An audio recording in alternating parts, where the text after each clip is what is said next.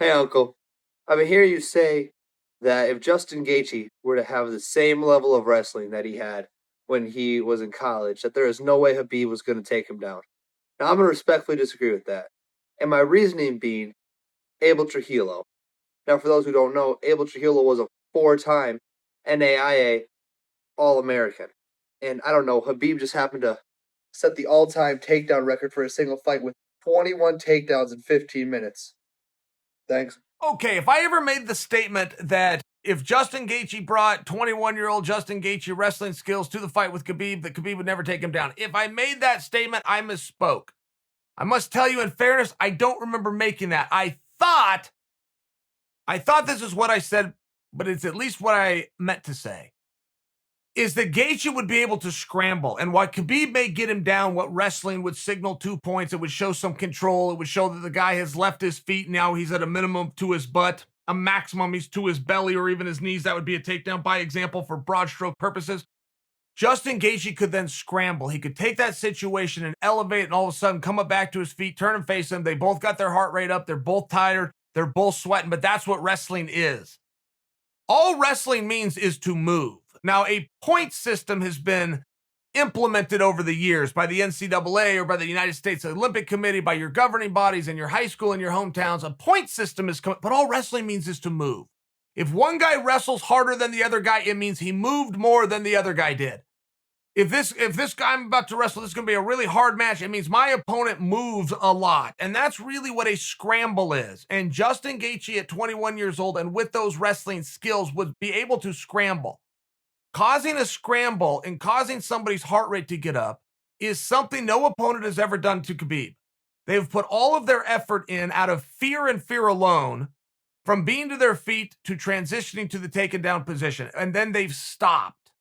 They now go into defensive mode of let me shut this guy down from doing damage to me. Conor McGregor himself said, or at least his coach did, that their thought going into their fight with Khabib is should we lose our feet and lose that position, we are going to stay there for the duration of the round and we will be saved and brought to our feet by only the bell. That was their strategy.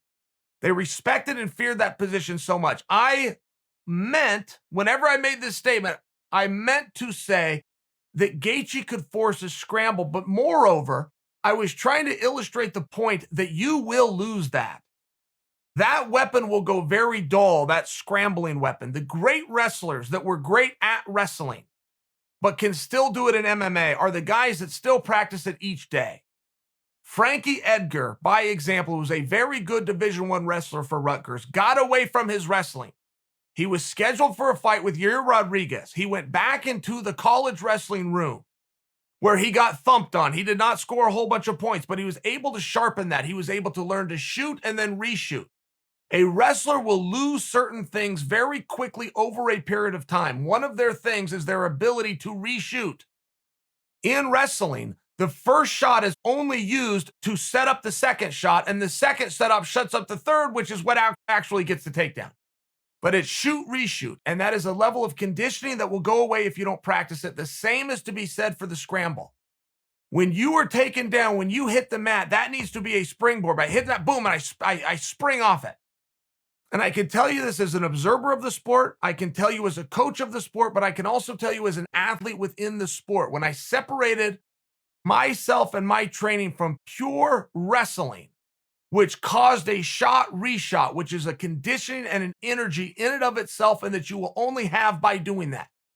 You could go run wind sprints for an hour. You could train cardio and run 5 miles a day. You are not going to have that conditioning to shoot, reshoot, or to scramble, to have what's called a counter offense.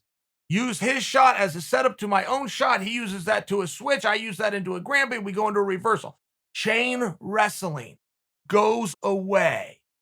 As I go back to the example of Frankie Edgar, when he started to buckle down and go to that wrestling, if you go watch his fight with Yair, which was not, it was a very hard fight, but it was not an overly close fight.